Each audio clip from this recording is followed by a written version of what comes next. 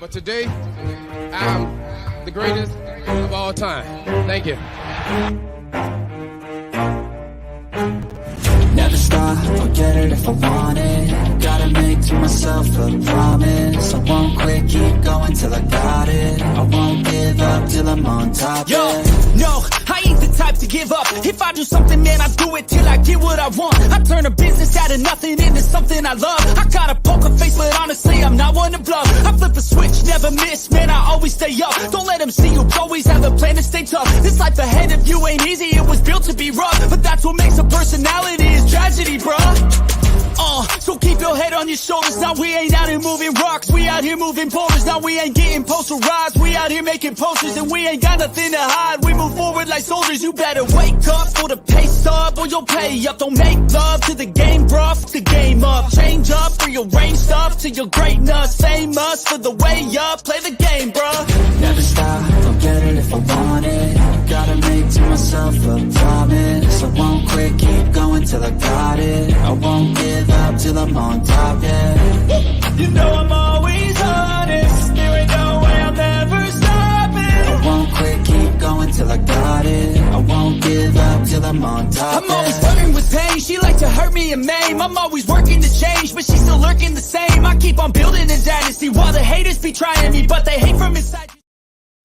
All right, what's up, everyone? Welcome to another edition of Unscripted Live here on the Elite Sports and Entertainment Network. I'm going to be your host and producer for our Close to Home segment, as well as our Thursday Night Football preview, Logan Landers. And joining me, as always, my great tag team helping me out, Jay McLovin, first and foremost. What's up, Jay? Hey, I'm doing well, man. For some reason, Dustin put some Harvard Ivy League stuff in here we're talking about, so this should be interesting. It'll be a good time, though. It'll be fun. And also, as Jay just mentioned, Dustin Reese. Dustin, what's up, man?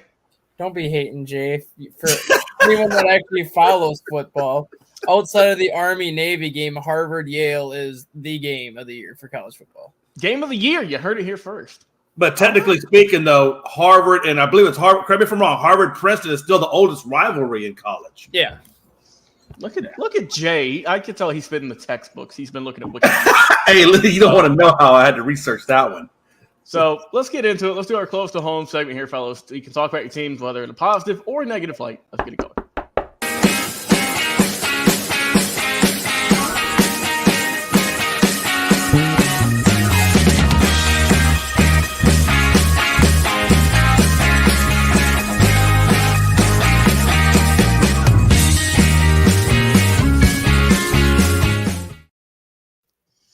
All right, Jay McLovin, you're up first. Talk about your Rockets, Cowboys. Astros ain't played in a little bit like most of our teams, but whatever you want to get off your chest, my friend, now's the time.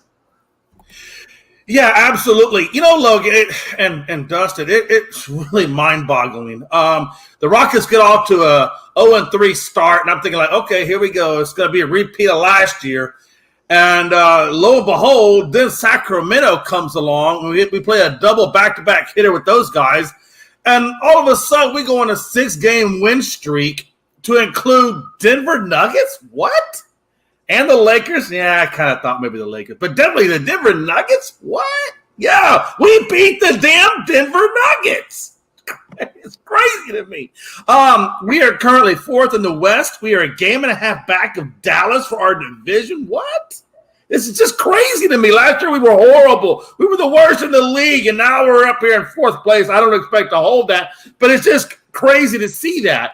I got to be honest with you. The addition of Van Fleet I thought was a good one. I thought maybe we kind of overspent for him. But now that I'm looking at it, the guy's 35 minutes and averages 17 points, and he's keeping us in games. So maybe Udaka knows something that the rest of us don't, and he paid accordingly. I just don't know yet. And then, of course, we gave Dylan Brooks that $80 million contract. Now, that one I was a little worried about. But even Dylan Brooks is doing good at 30 minutes at 13.7 points. So maybe the two additions of these guys, and Sagoon, for the love of God, Sagoon is just doing well. I think he's averaging like 19 points, like 10 boards. I mean, he's just playing well as well.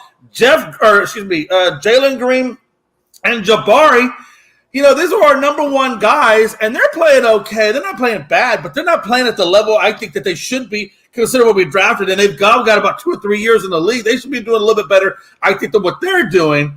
But then when I go and I look at Amen Thompson, and I'm just not – I don't know. I'm not that pleased with him. I think his brother Azur, who's in the trenches for Rookie of the Year with Wembanyama and Chet Holmgren, I think maybe we should have taken him. He looks to be the better of the two. But we'll see. Time will tell on that. But ultimately with the Rockets, we play the Clippers on the 17th. That's our next game. And then we got the Lakers after that. So we do get Harden coming up. And according to Ty Lue, Harden's playing pretty soft right now. So we'll see what that translates into. But I got to be honest, ultimately, with the way the Rockets are right now at 6-3, fourth in the West, and second in their division, I'm happy with it. I think the additions in Udoka are doing what he said he was going to do, and maybe this guy is actually a legit coach. We will see as the season goes on, but that's where the Rockets currently stand. Moving on to the Astros real quick, Joe Espada. I know he doesn't interview well like Dustin had told me earlier when I asked him what he thought about Espada. I kind of would have liked to have seen them go after Andy Pettitte. I thought that would have been perfect because how well he pitches. He's got hometown connections here. I thought maybe that would have been a really good move, but apparently they're thinking Espada is the guy. They say he's the players' coach. He can communicate well with the players. He knows the culture of the Astros, and according to him, he says he's going to keep us winning. So I'm going to have to put a little bit of faith, I guess, into that. But as long as he can keep the culture that we have and keep the communication that they say that Dana Brown says that he has, I guess we'll see if Espada really is the real deal. You know, he's got ties, obviously, close with Cashman, and he was an assistant coach over there with the Yankees. I think he was drafted by the A's. So he's got an okay pedigree, but we'll see what that translates. Obviously, he's been with the Astros since 2018 on that bench, so he does know this team, and so we'll see if that translates into continued success that we've had. Again, Espada, you got big shoes to fill, Bubba. We've been in 7 straight ALCSs, so you better come with it, Bubba. Moving in real quick, I'm going to wrap it up with these Cowboys. Hey, if the Cowboys could ever destroy the Eagles and the 49ers like we do the Giants, we would be one hell of a team. God. All right. Jay, well said as always. Dustin, it's your time now. Talk about all of your Minnesota teams, Chicago teams, whichever you got on your mind right now. Well, I will say this, that Joshua Dobbs is going to get paid this offseason, where regardless of what happens, he's going to become the highest paid backup quarterback in the league next year, I think, depending on if he gets a starter job or not. You see what he's done with the Minnesota Vikings, just not even 2 full weeks in this team, and he's played 2 of the best games he's ever played. It makes you wonder what he could have done if Arizona gave him more weapons or gave him more of an opportunity in Arizona. Makes you wonder what teams like Cleveland or Pittsburgh could have done if they would have given him more of an opportunity, because he might be a journeyman backup quarterback, but he is a very good quarterback, and he's starting to show you the type of quarterback that he is in Minnesota right now, which I'm not going to say it's a quarterback controversy at this point, because I still expect Minnesota to draft a quarterback in the draft next year. I still expect Kirk Cousins to discuss returning on a short-term deal if he's 100% healthy. But if they want to bring Josh Dobbs back as a long-term backup, I don't think anybody in Minnesota is going to be opposed to that at this point, because he's played so well since he's gotten here. We said when the trade was made, looking at Minnesota's schedule that they're in right now, this is going to be their 3rd week of a 5-game stretch of very winnable games. I said it on the show, Logan. I know you guys have too, where Minnesota's good enough where if you can get mediocre quarterback play, you can win these 5 games. They've gotten better than mediocre quarterback play out of Josh Dobbs for 2 weeks, and they've already gone 2-0. They have the Broncos coming up this week, followed by the Bears and Raiders. 3 more games where if Josh Dobbs even gives you mediocre play, Minnesota can be a 9-4 team. Things very interesting that final month of the season with the playoff seedings coming out. As far as baseball for me, Craig Counsell was officially introduced as the Cubs manager on Monday, which was a very awkward press conference. I'm not going to lie. There was a lot of questions that I think should not have been addressed that were asked, and I think you could kind of see that Counsell was getting irritated by some of the stuff that he was being asked during that press conference. But at the same time, I think he knew what he could potentially be getting himself into, especially when you look at how he left the Brewers and really didn't even mention the Cubs as a possible spot that he wanted to go. And then all of a sudden, 24 hours later, he becomes the highest paid manager in MLB history. So I think that kind of is where things kind of went south a little bit. I know he was trying to retain his bench coach, Pat Murphy, who was now announced as the Brewers' next manager, so he's going to be replacing Craig Counsell, but a lot of people are surprised that none of the Brewers' coaching staff is following Craig Counsell to the Cubs, which kind of leads some people to wonder if there was more going on behind closed doors than what people realized in Milwaukee. But if you look at the Counsell press conference on Monday, he specifically said he's going to take his time when it comes to rounding out his staff. So that leads me to believe that maybe he didn't even want anybody from that Brewer staff to come with him because maybe he felt that he could get a better coaching staff in Chicago given the resources that he has. So it's going to be interesting to see what he can do once the season gets underway and what he can do once free agency really starts to get underway in the next couple of weeks. In terms of basketball for me, I'm a Bulls fan. Their season's over. But it is what it is. They We're done for. They can trade Zach LaVine right now for all I care. So I'm just going to focus on college basketball. I'm going to watch my Duke Blue Devils. All right. They have a loaded team this year. They're very good. They have the number one recruiting class coming in again next year. John Shire is obviously no Mike Krzyzewski, but he's at least made Duke fans kind of not forget that Mike Krzyzewski was here, but at least he makes Duke fans realize that Mike Krzyzewski has given Duke a very good replacement head coach to be the next man in charge for at least the next foreseeable future. All right, Dustin, well said. Let's see. For my teams, it's strange. The Raiders are on something called a winning streak. That's 2 in a row. Like I said, brand new head coach so far, undefeated. So glad to see it. Still got some long work ahead, though. It's hard work, but so far, you take the small victories in life, Jay. You take the small victories when you can. So 2-0 in the last few weeks, I will take it. Let's see. Baseball, the Braves racked up some awards there, looking good. With obviously winning Silver Sluggers, and also looking good with they got the Team Silver Slugger now. It's a brand new thing they introduced. I believe it was this year. So they took home that one. Manager of the Years were announced last night. I know Brian Sticker came in second. Skip Schumacher for the Marlins grabbed that one, which not super surprised. That's the first time they made the playoffs since 2003. So like I said, much deserved for them. Cy Young's tonight, so that's going to be fun to watch, seeing who wins that one. And obviously the MVP awards are going to be on tomorrow night. So that is what I'm really going to be tuning in for to see, hopefully, fingers crossed, if nothing crazy happens with Acuna taking home the MVP in the National League, that would be great. Cap off the weekend. Let's see. Basketball, Hawks got a good win last night. Easy win against the Detroit Pistons. Should have won that one. They won it without Trae Young. They got the win. That's what you got to do. It was also a play-in game or in-season tournament game in their group stage, which I'm still trying to configure. So that's always great. Other than that, man, I'm doing good. My teams are good. Georgia's back number 1 in the college football rankings, announced last night. So that's fun to see. After, they got 2 good wins, against Missouri. And they got the big win this weekend, this past weekend against Ole Miss. So that pushed them ahead of the Ohio State, who beat up on, I believe it was Rutgers this past week. So the committee said, hey, we're going to put you in first. And like I said, so it's Georgia, Ohio State, Michigan, and Florida State. Not a whole lot change except for the top 2. And like I said, we still got some good teams there, just kind of waiting in the wings, seeing if something can happen. But yeah, we're getting some good work in here, and it's been a good time. It's been a good time. Well, guys, let's go ahead and get into this one. It's going to be our Thursday Night Football game preview. The Cincinnati Bengals and the Baltimore Ravens. We got a good one on tap for Thursday night. Jay, I'll let you start things off. Who do you have taken home the win in this battle? Yeah, for the first time in a long time, this Thursday night game really has a lot of merit, has a lot of weight to it.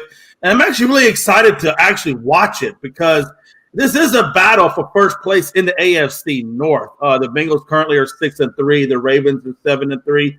If the Bengals win tonight, they could take over first place and send the Ravens to second place in that division. So there's a lot of weight in tonight's game. And I think we're going to see a feisty game, where we should see a feisty game out of both of these guys because of what's on the line, right? So Bengals are coming off a loss to the Texans. We know that went 30-27.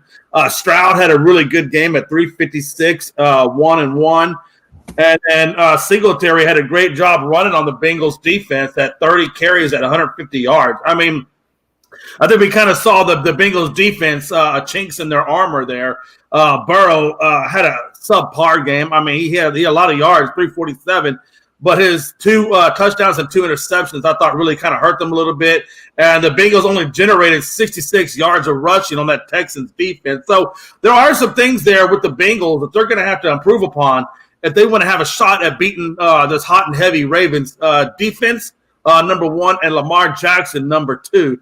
The Ravens also themselves are coming off a loss to the Browns. The Browns quarterbacks only generated 195 yards and 1 touchdown and 1 pick, but Ford ran pretty well at 17 for 107. So I felt like the Ravens defense gave up a lot on the run, not so much on the pass, but Lamar had a subpar game himself at 223, a touch, and 2 interceptions. So very un-Lamar-like for what he's done this season as a whole. The Ravens, 106 yards rushing. Lamar accounted for 41 yards of the 106 is another issue. That means Edwards isn't quite getting the job done over there as well. So the Ravens have their issues. The Bengals have their issues. Both are coming off a loss. Both are looking for a win. Both are trying to get first.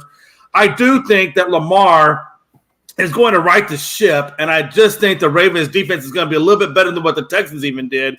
And so for those reasons, I do have the Ravens taking this as a close, well-fought game, 21-14 in favor of the Ravens. All right. Dustin, who do you have taking this one? Well, I got to correct Jay a little bit on this one. All right, go ahead. Cincinnati's in last place in the AFC North, and even if they win this game, they're still going to be in last place. How would that be if they're 6-3 and became 7-4? Cincinnati is 5-4. Then maybe I read that wrong. Maybe the Browns were 6-3. The Browns, Steelers are 6-3. The Ravens are 7-3, and because I'm corrected. I still think there's a lot on the line, though. There's a lot on the line because a loss here basically puts Cincinnati 3 games out. Because the Ravens will have a 2-game lead, counting because they have that 1 game in hand, so they'll have 2 more wins. Plus, they'll have the tiebreaker, so they'll be 3 games out basically. So yeah, this is more so of a must-win game for Cincinnati at this point. But it only took 11 weeks, really 10 weeks, because the first Thursday night game was a good one between Detroit and Kansas City. So really 10 weeks, and we finally have a good Thursday night game worth watching.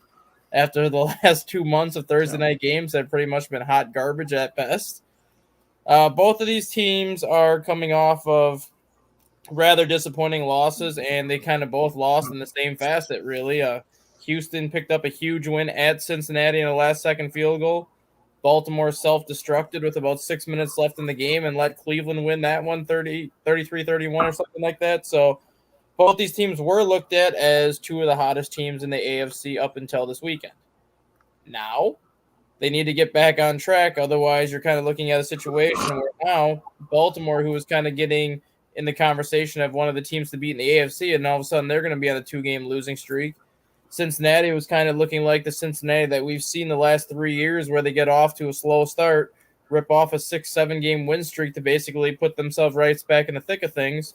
But now they're on the verge of losing not only 2 in a row, but we're going to be on the outside looking in the playoff picture this late in the season, which with the Joe Burrow and Jamar Chase, that's kind of unheard of at this point. These teams do not like each other. These teams always play physical. There's always a lot of cheap shots and a lot of chippiness going on when these teams play, and I don't expect anything to be different in this one, knowing what's at stake. Every time I watch Cincinnati, I expect so much more from that team, and it's just not there. I'm going to put them in the same category as Buffalo this year. There's just something that is not there with Cincinnati this year that we've seen the past couple of years with Cincinnati. And because of that, I'm going to go Baltimore in a close one. I'm going to go 21-17 Baltimore. All right. For me, like y'all mentioned, Cincinnati kind of, I don't know if I'd say desperately, but they really want to get this win, or else it'll be a very tough hill to climb for the remainder of the 2023 season for them in terms of making it up for standings. At least in their division, obviously, you mentioned they have some good opponents there. Pittsburgh has kind of, in a way, shocked some people. I didn't think they'd nearly be a 6-3 team. Cleveland, I do expect to take kind of a dip now that Deshaun Watson is going to be out for the rest of the season. I mean, that's just you've lost your starting running back and your starting quarterback, and that's just tough for them to come back from. So I think Cleveland will take a dip. I don't know. I like what Baltimore's done. Lamar's done a really solid job this season. And as for the Bengals, they started off slow, but here in the last few weeks, they've seemed to turn around slightly. I think it's going to be a good game, though. Like I said, this is a heavy game, and as Dustin mentioned, this is going to be a lot of stakes on the line in this one. Obviously, you're going to want to beat your opponent in your division to help just gain some traction, gain some standings. Obviously, if Baltimore takes the W in this one, they'll be adding to their lead. And if Cincinnati wins it, they'll be fighting, in the middle of the pack there in the north. For me, I just kind of want some chaos. So I'm going to go with the Bengals getting to win this one. I want to be close, though, like we've all said. I'll go with the Bengals 24, and I'll go with the Ravens 21. I think it's going to be a good game. And like I said, I'll go with the Bengals winning this one. So it'll be a close matchup, hopefully, for the rest of the season. Now, Jay, you did mention you have one more thought before we get out of here today. Yeah, guys, it really, I'm baffled at this. I know you guys have been reading about this skater, Adam Johnson, who was killed by a Petgrave's blade. I was reading this.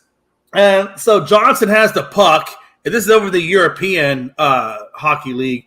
He's got the puck. He's going towards the net. Petgrave is trying to get to him, collides with another Panthers player. He gets upended. His blade goes into air. As he's falling to the ground, his blade strikes the neck of Johnson, killing Johnson. And they're having suspicious thoughts as to whether or not this could be manslaughter. What the in all living hell are we talking about? He has been trialed as manslaughter, I thought. He's being charged with it. He hasn't gone to trial yet. But he's being charged with suspicious thoughts of manslaughter. Like, who the hell plays a sport, get upended? I'm sorry, you got blades on your feet. That's what you got. This is a sport. There's no way that I don't even know how you can even charge somebody with manslaughter on a sport, because that means everybody could be suspected of manslaughter at them. Is this just the most dumbest thing you've ever heard? I mean, it's a tragic thing that Johnson's life is lost, but in no way in hell. They said it's an accident. It's a fundamental sports accident. How do you charge somebody with manslaughter on that? It's ridiculous. It's absolutely ridiculous and appalling. Ridiculous.